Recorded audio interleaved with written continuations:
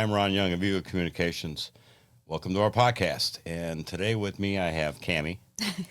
She's a special guest. I'm not quite sure, she's going to be able to talk, but if she barks, we're having fun. Rachel Albertson from InfoRule Social Media and God knows what. So, Rachel, introduce yourself. Hello, I'm Rachel Albertson. I am the founder and owner of, InfoRule Social Media, and I have a networking empire, networking for awesome people in 4 cities.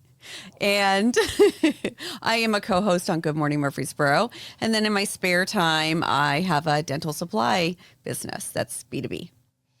Yeah, Rachel and I met at a networking event, or one of her networking chamber events at a chamber.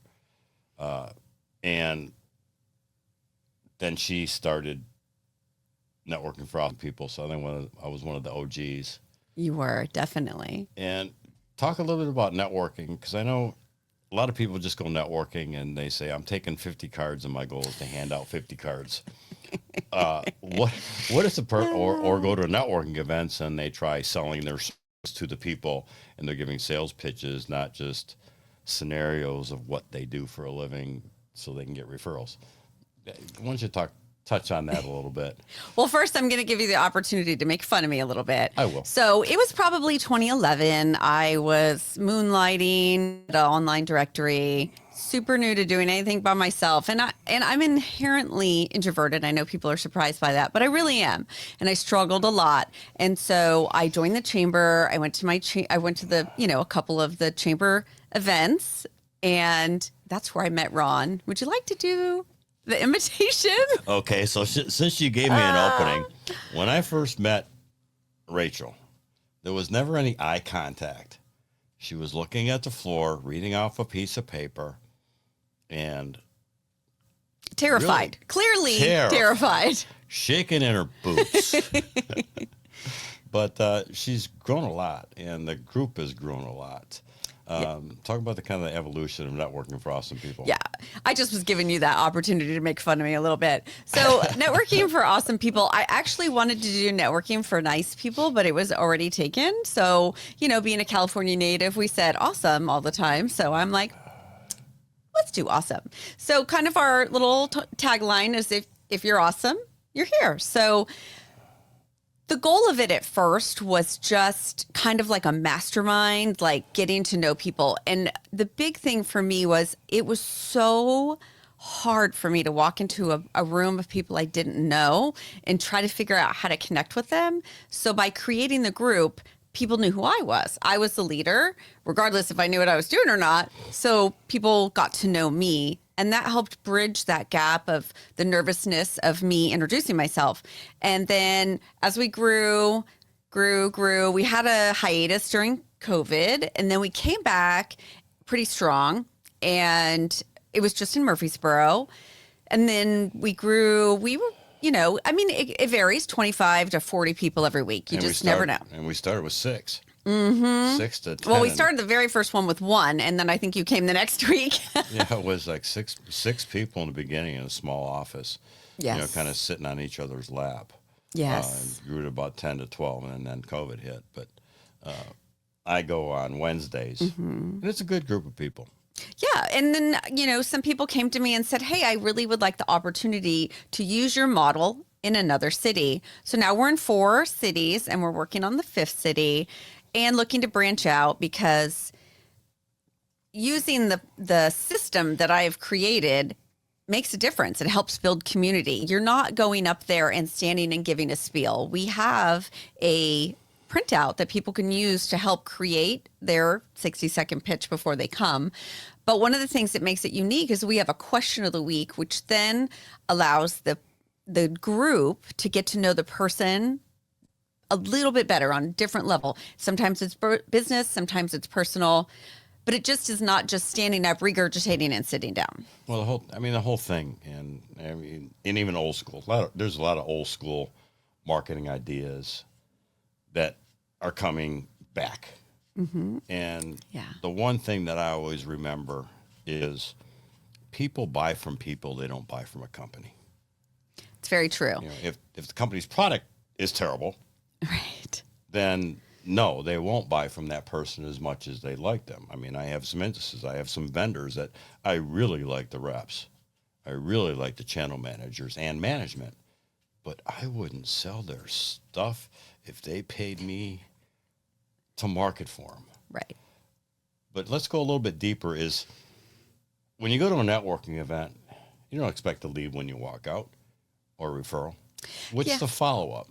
Right. So I make deals with myself and reward myself for doing a good job. You can't go into a networking event expecting to sell to the people in the room. Like you said, your job is to make connections and build some kind of spark. Either they want to get to know you or you want to get to know them. Then you take it out. So I would say, all right, Rachel, if you go in there and you talk to 3 people you don't know and you tell them you're going to call them tomorrow or call them, whatever the next day is or the next week, and you call and then you make an appointment and you go meet with them, then you can buy a new pair of shoes. So you can bribe yourself with whatever it is. But that was kind of some of the things that I did in the beginning in order to get over that. You have to take the conversation outside of the room. You're not selling to that person. You're letting them know what you provide and who you provide it to. So if they have someone right now or in the future, then they can give you that referral. That's the one thing. When people do one-to-ones, it's not a sales pitch, people. it's not a sales not. pitch. And I've God, I been hate on that. some one-to-ones, and they're asking me about my business and how their product is going to benefit their business. Now, in retrospect, when I do a one-to-one, I give a scenario of how I help the person, Right. how I helped a particular company, only to say these are the markets I work with. So I try not to make it salesy towards that person, but hey, if you're running to a dentist, I have a solution. This is what I've done with dentist firms. You have the storytelling. This is what I do for them. This is how I help them. So I mean that's okay, but to turn around and pitch them about who they are, what their business is, and how you can help them. I was going to say streamline their business, which is going to take us to the next thing. Okay. I'll let Rachel close out on the networking thing, but our next phase of conversation is going to be talking about InfoRule, and we're going to talk about the buzzword or the buzz letters Right. in the industry, AI. Yes. Yeah. So we'll talk about that, but I'll let you close out on the networking side. Okay. Well, networking is super important. I feel like I have made a lot of business connections, but better and deeper and more important to me as a human, I've made personal connections and friends and people that have supported me in times that I didn't expect someone who'd send me a text. Hey, are you okay today? Okay today? Hey, do you want to go to the gym? Hey, do you want to grab a cup of coffee? Hey, congratulations on this. So those relationships, although many people go in business minded, it's so much more. You may learn about a charity. You may make your new best friend. Like, who knows? Yeah, I saw something in Rachel in the beginning, and we ended up doing business together, and I've been one of your clients for a while. Yeah. But also tell everybody when and where they can go to Networking for Awesome People. Well, you can visit our website and our Facebook group. We allow almost everybody in there, unless you're a jerk, then we get rid of you. But you can engage there. But in Manchester, it's Tuesday mornings at 9 a.m. In Murfreesboro, it's Wednesday mornings at 9 a.m. In Nolensville, it's Thursday mornings at 9 a.m. And in Smyrna, it's Friday mornings at 9 to 9:15. They have a little bit of a gray area at that opening. So on the website, it'll give the locations. Yep. Networkingforowasomepeople.com. And the Facebook group, surprisingly, is named Networking for Awesome People. Okay, now we're going to go into the other facet of My favorite? The whatever she does. The digital world is large. Yes. AI. Yes. You don't go to someone and say, I want some AI. And there is a new thing. There is a new thing. I mean, every SEO or search engine optimization, which I talked about on a previous podcast, to where you want to rank within the top page, somewhere along the top page. So when people are searching for your products, your services, that they see you. And then Rachel approached me with AEO. What the heck was AEO? Well, search engines have gotten a little sneaky. And also search engines have expanded to a Gemini, a ChatGPT, a Claude. But SEO was the biggest thing forever, and now slowly it's switching over to AEO. People don't even notice now when they go into Google and they type in what they're looking for. The what it gives you is a synopsis, which is AI search. They've moved people over to AI search and they didn't even know it. It's not the regular search. So if you aren't the person answering the questions, if you aren't the one that's having conversation on your website, if you're not the one that's citing yourself or your business as an expert in that area, you're not going to show up in that top AI search area. And what makes it worse is people are looking at it and not clicking through. So now you have websites that have all this SEO, their bounce rate is good, and they start not getting click-throughs. So it's really important with AI search. There's a whole big old thing. I'm trying not to go down a rabbit hole because I get excited. But you have to have content that speaks to the people that, I mean, you have to know who your clients are, but speak to your potential clients. You need to ask and answer questions, and you need to show your authority in that area. And there's a few things to it too. When I'm searching for something, what I like about that search engine is that it types in what you're looking for, but it also puts words to it to where it talks about you. Right. Instead of just saying, here's the locations of the business, right, or here's the websites that qualify. What's good is it gives you information or maybe what you might be looking for before you do that click through to the particular site you're looking for. And AI is not perfect. It's new. It's ever changing. I was speaking at a group yesterday and I had everybody Google the person next to them, either by their name or by their business or their keyword search. And what came back when people searched for their names was a dossier. And sometimes the information's correct, but a lot of times there's stuff in there that isn't right. And then you have to go and tell the search it's not right. AI is not perfect. It leaves a lot of holes for security and misinformation. So you can't just blanket say, oh, I'm using ChatGPT, so it's perfect. It's just not. AI does so much, and this is only be one aspect, and then I'm going to tie it into a few things that Eagle Communications does. But when Rachel and I sat down and reviewed my site, it was time for a refresh. I needed, being that we are in the tactical industry, right? She convinced me that by putting me up against the wall. But I'm looking at competitors or other people that I want to be next to on the websites. And with one company I was looking at, I was better with what my site said of what I really do, which is an advisor. And they ranked a little bit higher in something else. They didn't rank in AEO. And you said AEO would jump that thing, which has helped. I think after the first site, and I'm not going to talk about the website yet because we're not quite done. We're doing some tweaks. We're doing some tweaks, and that's on my end. But at the same time, when prepping for AI, it's 80% preparation, 20% implementation. Because if you're giving, whether it's a search engine or in a telephone system, if you're not putting out the right information or you don't have that information, you're going to fall into that dive. When AI first started to become more mainstream, people would type in a single sentence and what can I say on social media, for example. But the prompt is so important. It's the research. It's what goes behind it to create the framework. And it transfers over to your business huge, because you can't just blindly say, hey, I'm going to get a new phone system, or I want, this or that or whatever.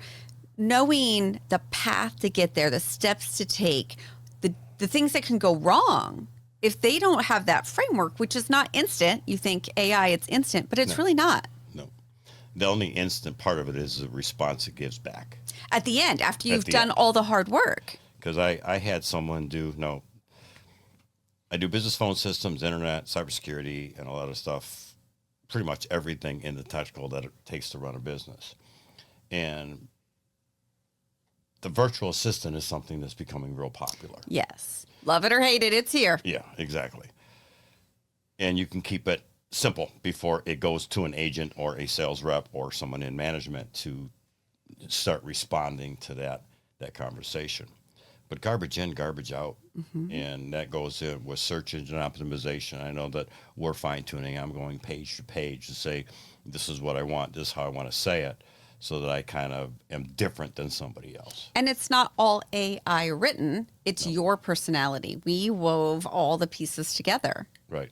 Like in a virtual assistant, if you don't know what the standard conversation is, or the standard questions are, and the answers of it to give, we'll say, the mundane information: what's your name, what's your business, first thing I always say is, how'd you hear about us? To get that information to the person that's eventually going to start responding or call you, then it's really done nothing. It doesn't take care of, because if you have an assistant answering your phone, she's going to answer that. Well, what if she gets that extra 15 minutes to finish a chore that you're doing before she answers that call and directs it, or answers the questions, or continues with the conversation for somebody? So with AI, and you told me not to say this, but I'm going to say it. With AI, for streamlining businesses and phone systems, 95% fail. It's not because of AI. It's because of the input and the planning of it. Giving myself a pat on the back, that's what I'm good at. Oh, you are? I am good at getting the detail, telling you the truth, because AI thinks that I'm going to be profitable as soon as I implement it. I'll tell you what, 95% of you are going to fail if you do not plan. If you do not have that content, you don't have that data for AI to bring it out. That call could go to the dumpster. Right. Let me ask you a question really quick, just so that I better understand. What does that look like? What are maybe 3 things with the voice attendant? What does somebody need to know? Well, basically, they're looking and you can have it set up to where it pulls a phone number. Okay, of where that is. But with cellular phones of people living here that still have 770 numbers and they don't have anything local, that could direct them to another country. So I would say that if you feel a lot of your callers are coming from cell phones, you really don't want that phone identity to take them to the location that's close to them. That is going to be very tricky.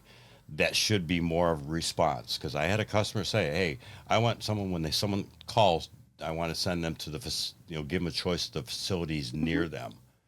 I kind of told them well, what if I live in Florida and I got 615, it's going to send me up here to Tennessee, right, and I'm going to get the wrong service. Then they're going to have to transfer.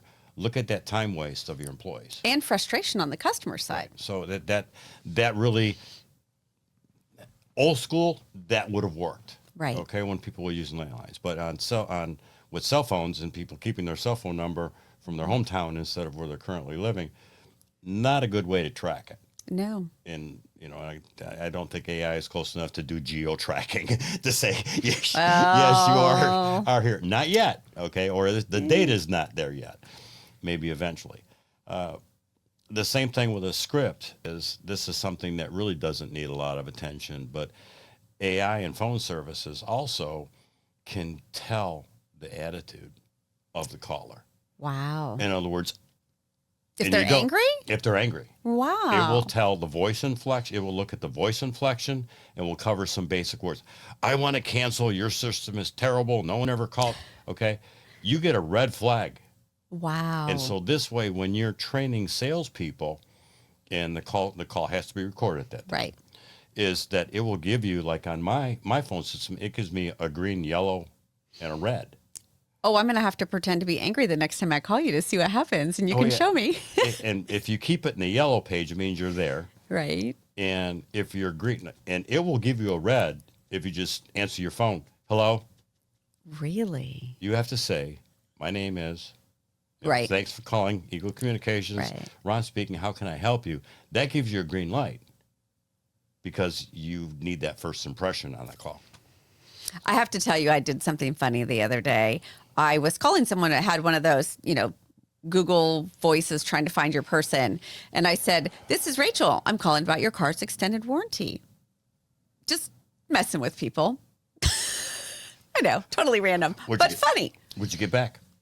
They came to the phone laughing, but that's just one of those things. Like, you're talking about the red, yellow, and green. I'm sure that would have probably got a red flag or maybe yellow because I was laughing and having a good time with it. But that might have gotten green because you were laughing. Because you're only asking the question. It's the response that really grades the deal. AI also is, it's an overlay of a solution already, right? so one of the things that I talked about yesterday was AI is not coming necessarily for your job, it's coming for your tasks. So with a system that you put into place, and we're talking about phone systems, so I'll use that as an example. You said, the person that you have answering the phone could have been doing the task they were doing before the person called. So using AI to create more time for your employees or yourself to build a relationship with the customer is super important. But if you don't set it up right, you get in like a spiral loop of not answering the person's question and not making them happy. Right. And that one step, the simple thing that I'm using only to grade myself on the phone, or customers that are looking at how their salespeople are on the phone, because it comes transcripted. So there's your large language That's model so important. that does it, which is text to speech. That's not AI. The AI is the modality or the attitude of the calls. But your more enhanced AIs that are in contact centers or call centers actually have, and this is where your mid to enterprise businesses that have call centers, as they're training people, is AI actually looks at what's the question, how'd you handle it, and gives them a script Right. of how to reply. Real time? Real time. That's fantastic. Because AI not only is, and this is where he said it doesn't eliminate your job, it enhances your job. Absolutely. And there are some systems out there, some of my suppliers out there that give 3 choices. So that's AI human. Right. So AI is guiding where to take the call, and the human can change a word in that and then send it back via text message. So much more effective. Exactly. So, I mean, AI is not replacing your jobs. It's Just streamlining tasks. your jobs or your tasks. Yeah. And even in ordering, AI in restaurants on phone orders. I hate that. It can upsell you. Yeah. Do you want fries with that? What flavor shake do you have? Oh, we have a special shake for the month. Reminds me of my days when I was 15 working at McDonald's. You were AI? No. Would you like some French fries? How about a milkshake with that? But then again, you also things when you look at the security side. Yeah, I was going to ask about that. On the security side, you have AI has created fake. Someone gets a picture of you, looks like you, doesn't use you on conference calls. It's not you, and they're talking to somebody else. When we were all using Zoom during COVID, there were times when people were able to get into other people's Zoom meetings. Do you remember that? Oh, yeah. So now with security, I mean, people need to know that security is out there and it's important to reduce that kind of an issue that could arise. But there's so much more. It goes so much more than that. Pictures, identity, information. What about like if you're a medical or dental office? Like that's important. HIPAA compliance, especially when you're talking about telemedicine. Yeah. That's real important, the security there, because HIPAA compliance is very, very picky. Companies their IT staff is constantly busy working on the security. I get nervous sometimes, like, should I put my information? I sometimes hesitate on putting my credit card information. I'll say, I'll pay when I'm there. But those are realistic worries of the general population when it comes to AI. I guess the whole thing that Rachel and I are both trying to get into is that when you're looking at a solution using AI for marketing, I think that helps a lot. I love the thing when, even on the Facebook pages, especially on the business, it gives you the option. Do you want to make it funny? Do you want to make it serious? Do you want to make it professional? And trust me, the one thing I'm not is I cannot write.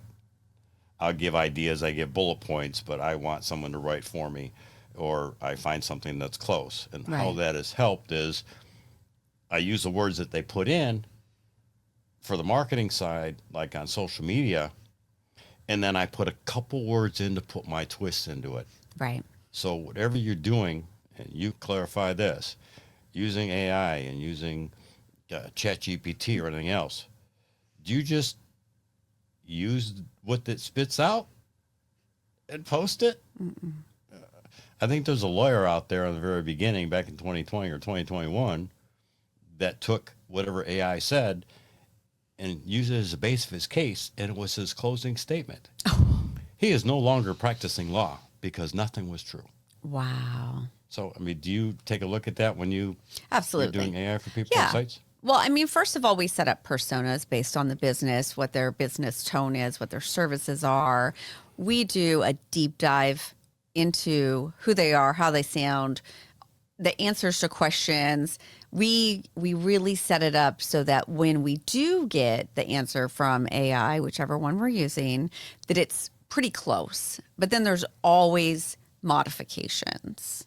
So, in other words, your suggestion is that whatever you're doing, you or I, in the AI side, is review what it spits out, edit personally before it gets posted somewhere, because AI could help you and it could really damage you if you use it.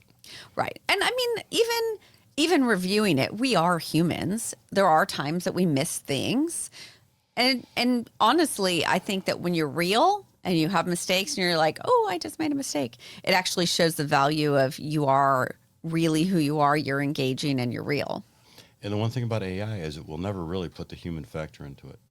I hope not. That would be scary. That will never, that is a difference, is we are still human. We talk in a different way. And there are two types of AI.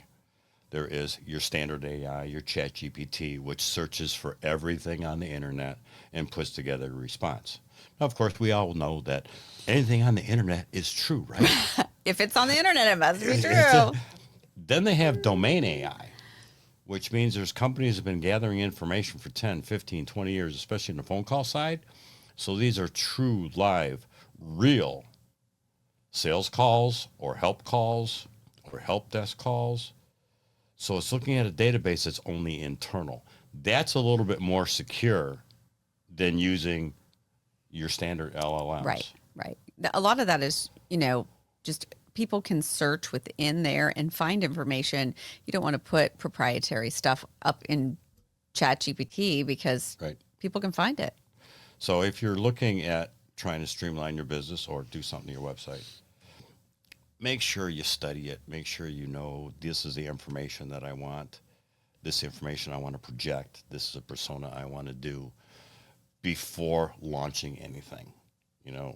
My website, I looked at things. Some of it was written with AI. Some of it wasn't written with AI.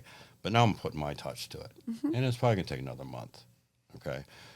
And that's really, it's on me because I'm looking at what was there. And now I want to put my twist to it. Right. So I think that kind of wraps things up. Is there anything you want to cover on the AI? What do I want to call it? The AI revolution. The How's AI that? revolution. Well, there's so many aspects of it. I think that it's important to play around with it. Some people in older generations are nervous. Just get on there and play around with it so that you're comfortable. It's kind of like when CDs came out or VCRs and things like that. Don't let it make you fearful, but you don't have to master it. Ask people that know, have people that are experts in their field help you. If you aren't sure, ask for a referral from somebody from networking or your neighbor or whatever. Okay, Rachel, I'm going to give you another plug. Okay. If anybody's looking to get into networking with networking of awesome people and want to know more about it, so you're going to have to answer two questions in one. Uh-oh. And number two is that if anybody wants to talk to you about making AEO a portion of their marketing plan to enhance their websites or to enhance their websites on a search, how do they get a hold of you? Well, you can go to search and find me. Rachel Albertson, Murfreesboro, Tennessee. Anyway. And wait, if you get the poster that's up in Rutherford County Jail, ignore that one, okay? That's not me. I have a funny story I'll tell you about that later. Not about me. You can search for me online. You can email me, Rachel, at InfoRuleSM.com, like social media, and 615-663-4620. I'm very text friendly. If I'm in a meeting, like right now, my phone's off. So slow that phone number down. 615-663-4620. Better. Thank you. I love helping people network. People that are nervous, they don't believe that I used to be really nervous because now I have a routine that I can get through. I still get nervous at bigger events, but I can help you overcome that. I can connect you with people.